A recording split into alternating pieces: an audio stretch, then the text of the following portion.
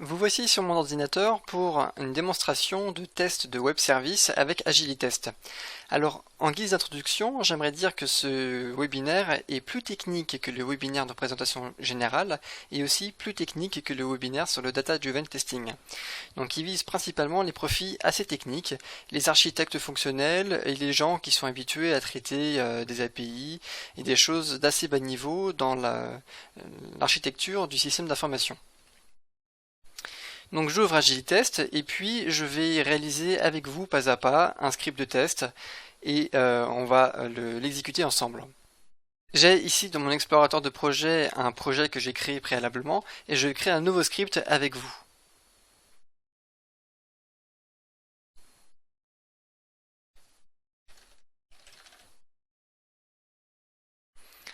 Alors pour tester ce web service, ce que nous allons faire c'est commencer par créer un canal.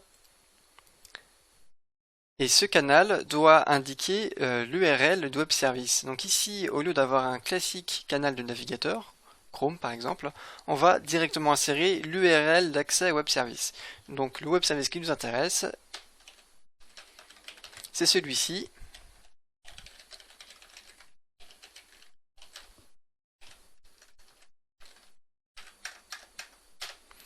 Alors c'est juste l'URL de base, on n'a pas encore fait la requête elle vient juste après. On va l'inclure dans un sous-script. C'est un cas d'usage intéressant des sous-scripts avec AgiliTest et je vais vous montrer comment donc on utilise les sous-scripts en lien avec un fichier de données pour itérer plusieurs requêtes avec ce sous-script. Donc je vais l'appeler ici avec ce bouton d'action sous-script et le script qui nous est demandé, je vais le créer tout de suite. Je fais un nouveau composant, nouveau script ATS, et ce script va contenir ma requête.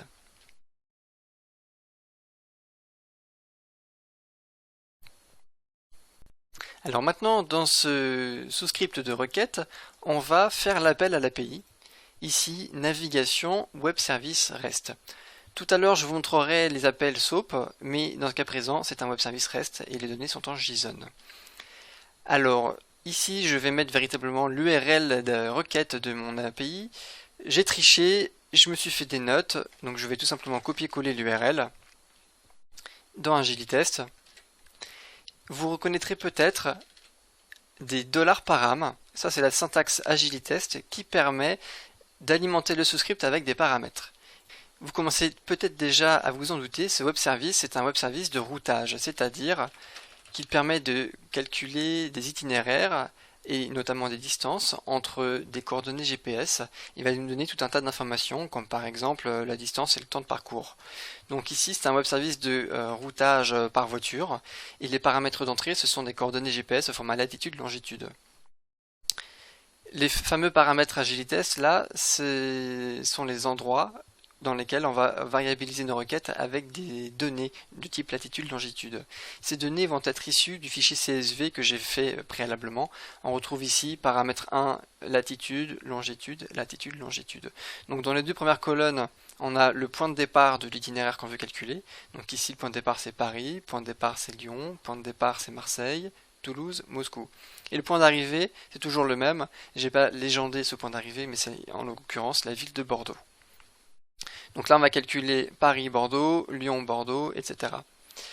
Toutes les villes sont en France, sauf la dernière. Elle est volontairement en dehors de l'Europe administrative. Ce dernier exemple devrait échouer puisque le serveur est réputé pas capable de calculer des itinéraires aussi longs qui sortent autant de l'Europe. Il n'y a juste pas les données géographiques dans le serveur. Donc le test qu'on va faire, il va consister à vérifier que les données sont cohérentes dans les cas de figure où les calculs sont faits. Et pour Moscou, là, il y a un problème. Donc il va falloir trouver un chaos. Je reviens à mon sous-script. J'ai ici ma requête.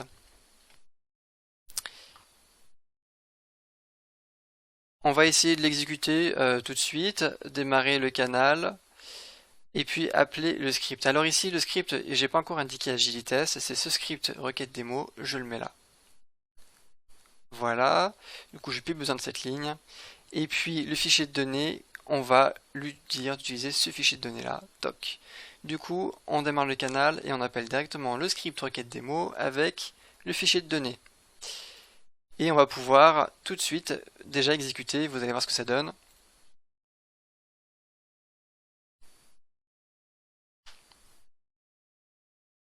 Lors de l'ouverture du canal, on a un viewer de web service qui est ici, qui permet de parcourir les données. Alors là, il a itéré 5 fois, c'est normal, et c'est l'occasion pour moi de vous montrer ce viewer.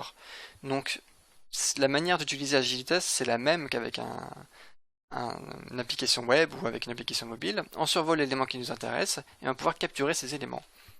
Donc c'est ce que je vais faire pour continuer mon script. La première chose qu'on va faire, c'est vérifier qu'on a un code de retour HTTP 200. Pour le protocole HTTP, le code 200, c'est le code correct, pas d'erreur, tout fonctionne. Donc on va commencer par tester ça. Donc je me mets en mode capture et je vais capturer le code 200 qui est ici. Je survole l'information qui m'intéresse. Touche CTRL. L'attribut code dans la réponse, là la réponse c'est un petit peu la racine de la réponse dans Agilitest. Donc c'est les deux attributs, je vérifie qu'Agilitest le trouve, c'est le cas. La coche verte indique qu'il est trouvé de manière unique, le fameux code 200. Donc je fais un glisser-déposer et je vais faire une vérification de propriété. Je vérifie que le code 200 doit être égal à 200. Donc ici c'est pas un ID, c'est un code et on veut 200. Alors là, puisque mon canal est ouvert, je vais pouvoir exécuter l'action et la tester avec vous. Je la joue, c'est bon. Il a bien vérifié que le code HTTP était 200. Maintenant, ce qu'on va faire, c'est on va capturer la distance calculée par le web service. Donc je me remets en mode de capture. Et puis la distance, elle est, si je ne m'abuse, à cet endroit. À cet endroit-là, voilà, distance. Donc je le survole avec la souris, touche CTRL, et je vais cocher distance ici. Je vais cocher aussi l'index qui correspond au nœud d'arborescence dans ma réponse JSON. Donc je teste cette règle de détection. Bon, il en a trouvé 2 parce que cette distance elle est présente 2 fois. Mais normalement, on devrait être bon. Donc je glisse, dépose. Et cette fois, on va mettre cette propriété dans une variable. Donc c'est l'action propriété qui m'intéresse. La distance, on va le mettre dans la propriété qui s'appelle distance. Distance road pour dire que c'est par la route, par le réseau routier. Hop, créer une variable. La variable ancienne, elle m'intéresse pas. Ici, la distance, on va indiquer que ça doit être un nombre flottant. Donc je coche expression régulière, et puis on commence avec les choses un petit peu techniques. Je vais saisir une expression régulière pour dire que c'est un numérique, même plusieurs numériques. Ensuite, on a un point de séparation de virgule, de décimale, et puis encore un numérique plusieurs fois. Je peux a priori exécuter cette action. Alors, l'attribut, c'est pas texte, c'est distance. Je me suis trompé. Donc là, je dois être bien. Voilà, la distance qui était dans mon web service, on la met dans une variable, vous le voyez ici. Et la regex de détection fonctionne. Alors maintenant, je vais créer une étape fonctionnelle. Commentaire de type fonctionnel, et je vais mettre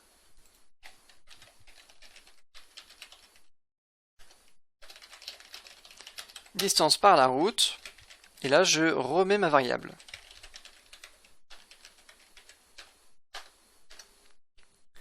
Et si, voilà, vous voyez que la variable est automatiquement interprétée, on la voit ici. Et dans le cadre de ce script, moi ce que je voudrais, c'est vérifier que la distance par la route est cohérente. Alors j'ai réfléchi un petit peu et je me suis dit qu'une manière de tester la cohérence de cette distance, c'était de vérifier que la distance par le réseau routier est plus longue que la distance à vol d'oiseau. Et la distance à vol d'oiseau, c'est quelque chose qu'on peut calculer numériquement avec juste une formule, un petit peu compliquée, mais une formule numérique. Donc je vais implémenter ça.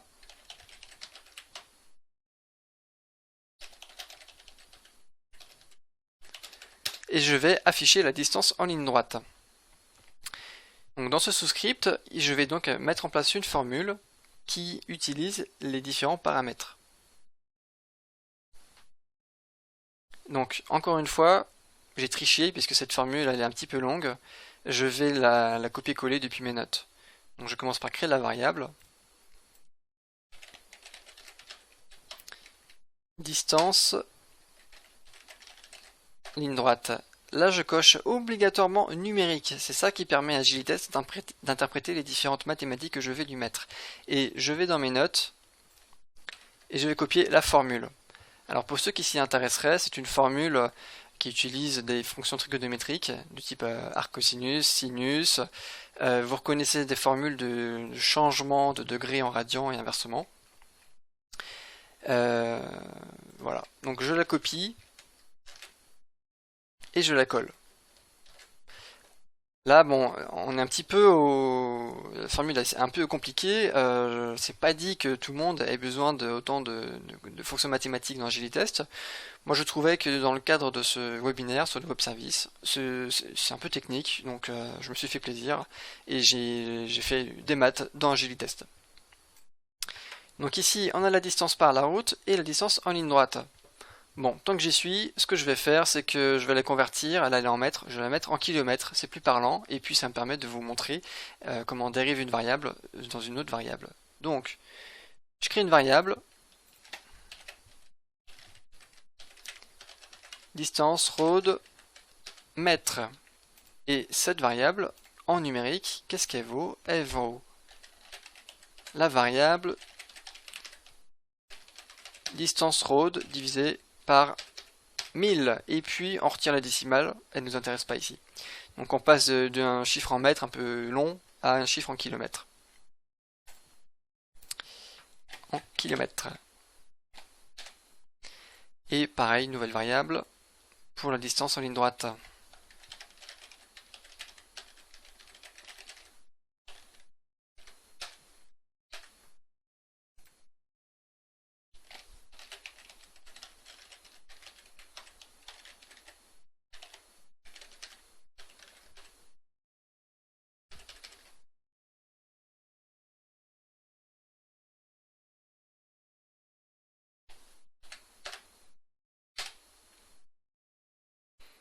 Voilà, donc dans mon commentaire fonctionnel, on va pouvoir utiliser ces variables-là.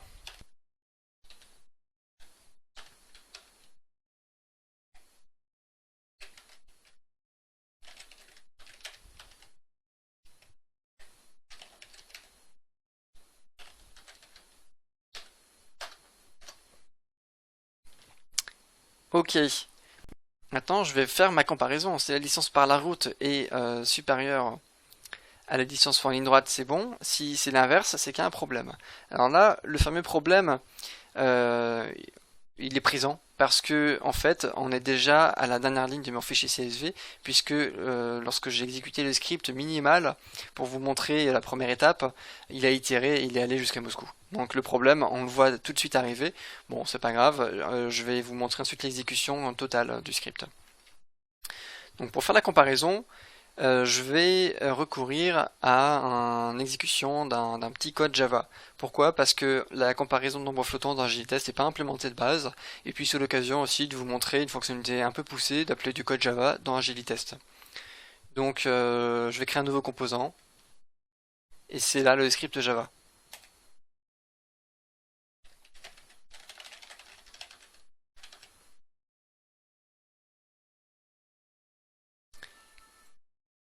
On le retrouve donc ici, ce script. Le précédent c'est un que j'avais créé préalablement, mais le script Java il est là, je fais un glisser-déposer pour l'appeler.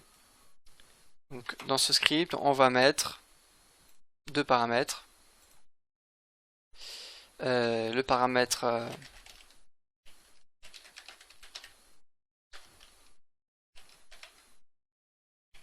distance road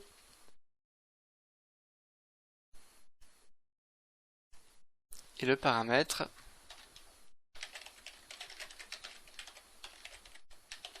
distance straight. Ok. Et puis ce script, il va nous retourner une valeur qu'on va pouvoir utiliser. Donc j'ouvre le script Java. Ici, lorsqu'on crée un code Java dans JTest, on a bon, les lignes d'import, ça c'est des dépendances du script. On a un header, et puis ici, ce qu'il y a en commentaire, tout ça c'est des commentaires, hein. Donc là, il n'y a rien qui est fait, mais ça nous sert à traiter les paramètres d'entrée et les paramètres de sortie. Donc là, j'ai mis deux paramètres d'entrée. Ce sont des paramètres à virgule, donc ce sont des doubles. Alors je respecte les commentaires ici, et puis je vais constituer le script très rapidement devant vous.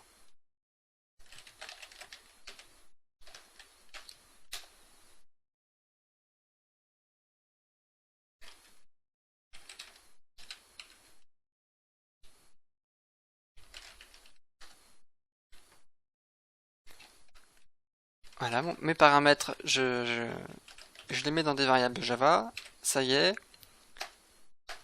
Et puis maintenant, on va juste faire la comparaison. Donc, if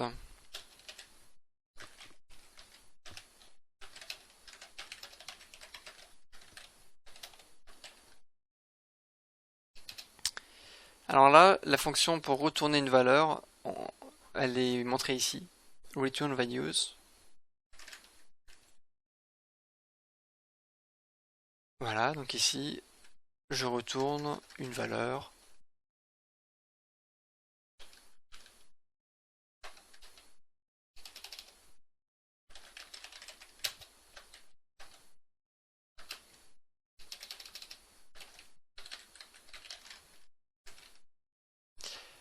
Alors, on a donc, si le paramètre 0 est supérieur ou égal au paramètre 1, on retourne 1. Sinon, on retourne 0. Là, j'ai mis supérieur ou égal puisque on est dans un cas de figure double. Soit c'est vrai, soit c'est faux. Donc je voulais retourner 1, même s'il était supérieur et même s'il est égal. Puisque à partir du moment où la distance par la route et la distance à vol d'oiseau sont égales, c'est qu'a priori, il y a déjà un problème. Mon code Java, il est juste là, hein. Le reste, ce sont des commentaires. Donc je l'enregistre. Alors les codes Java, pour pouvoir les jouer dans le script, il y a quand même une étape un petit peu supplémentaire. Il faut aller dans les gestions des exécutions du projet et il faut faire une compilation. Et là, si mon code Java il a un problème, on va me le dire. Et s'il n'y a pas de problème, là, comme ici, ben, on a juste un message qui dit que tout va bien. Donc je reviens sur mon script. Je vais pouvoir appeler le script et récupérer une valeur. Alors la valeur qu'on va récupérer, c'est donc soit le 0, soit le 1. Donc moi, je vais créer ma variable et je vais l'appeler bool pour une sorte de booléen. Comparaison. Alors, bon, c'est pas très carré puisque le code Java il retourne un 1 au format texte ou 0 au format texte. C'est pas vraiment un booléen, mais bon, ici, je vais faire un abus de langage. Et cette variable, hop, on la met ici comme valeur retournée. Donc le code Java, il va remplir ça.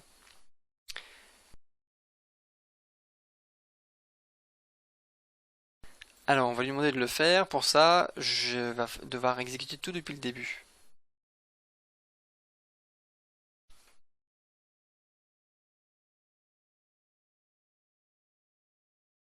Alors ici, les variables, vous allez voir qu'elles se remplissent automatiquement, autant les distances par la route que les distances en ligne droite. Et bool comparaison, il se remplit aussi. Donc quand c'est 1, c'est bon, quand c'est 0, c'est pas bon.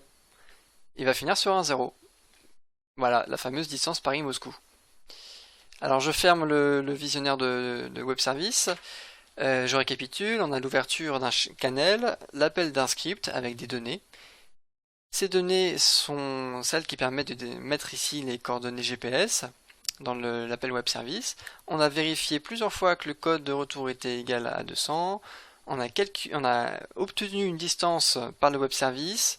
On a affiché cette distance, on l'a comparée dans une étape fonctionnelle avec la distance en ligne droite, qui est calculée dans AgiliTest, avec des formules trigonométriques. Ensuite, on a appelé un script Java qui dit que si c'est 1, c'est bon, si c'est 0, bah, il y a une erreur ou une incohérence dans les distances qui ont été fournies. On va terminer ce script rapidement. Je fais vérification de valeur, le fameux bool comparaison. Dans mon test fonctionnel, je veux qu'il soit égal à 1. sinon il y a un problème. Donc dans cette étape, ici, là on est dans le cas d'exécution, hein, je vous le rappelle, de cette distance, qui n'est pas possible de faire avec cette API, donc c'est normal d'avoir un problème, et je veux le mettre en exergue ici, à cet endroit. Si j'exécute cette action, on va mettre en exergue un chaos. Et puis je termine par une autre étape fonctionnelle, qui décrit vraiment quelle est la comparaison qui a été faite.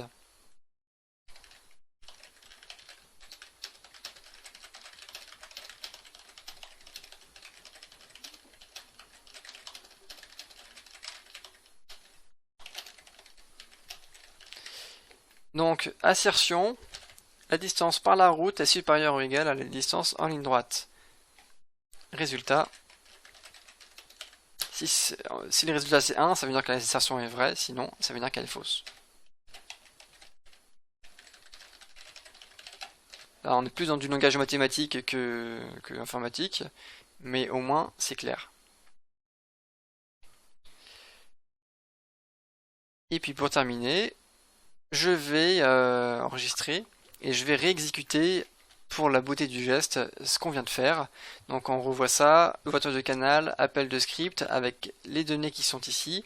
On calcule de distance de Paris à Bordeaux, de Lyon à Bordeaux, de Marseille à Bordeaux, Toulouse, Bordeaux, Moscou, Bordeaux. Les 4 premières fois ça marche. Le bool comparaison niveau 1 parce qu'il n'y a pas de problème, et à la dernière itération on a un problème. Donc moi je vous invite à surveiller les valeurs qui vont évoluer ici. À chaque itération du script, on va avoir le bool comparaison qui change, et puis les distances ici qui changent. Allez, on exécute une dernière fois. Mon viewer de web service, je le décale, et je vous invite à regarder à cet endroit. Donc, les différentes distances là elles changent 4 fois.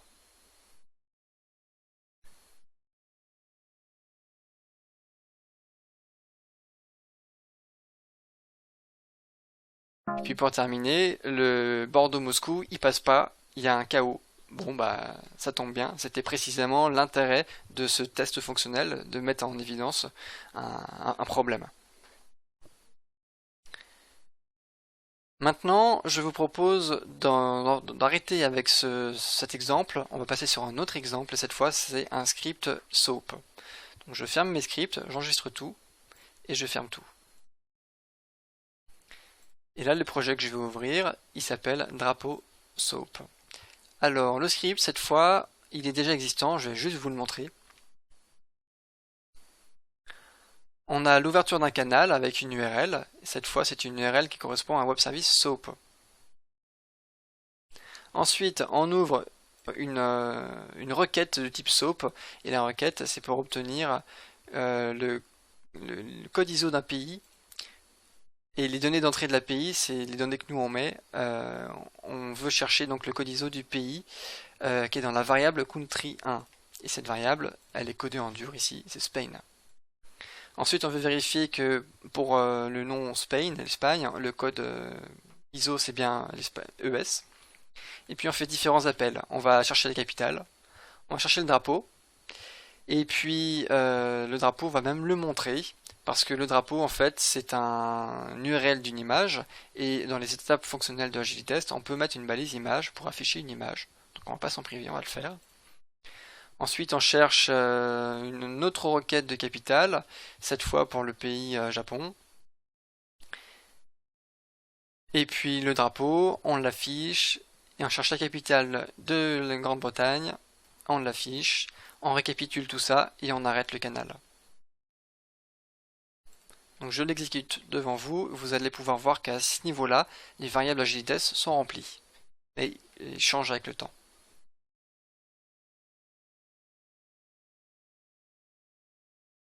Dans les étapes fonctionnelles, les drapeaux s'affichent. Ça permet d'illustrer vraiment vos étapes fonctionnelles AgiliTest avec des images. Pour rappel, ces étapes fonctionnelles peuvent être utiles pour la vidéo qui fait le replay du test écran après écran. Alors, je reviens un moment sur les différents appels web services. Je voudrais préciser qu'on peut ajouter des entêtes de type header HTTP sur vos appels de web service, ce qui permet sur certains web services de faire une notification ou de soumettre une clé API sans problème. On peut aussi gérer avec AgiliTest les certificats auto-signés sur une API qui serait en mode bac à sable, mode développement. Si vous n'avez pas un certificat officiel, c'est pas gênant parce qu'AgiliTest ne va pas s'arrêter là. On considère que la sécurité de vos web services et la force de vos algorithmes de chiffrement doivent être testés indépendamment de AgiliTest. Alors, vous avez pu voir également à cet endroit, les données qu'on soumet en entrée du web service sont colorisées avec une colorisation syntaxique, donc c'est toujours agréable. Bien, je vais fermer mon écran, je reviens dans le webinaire pour voir si vous avez des questions.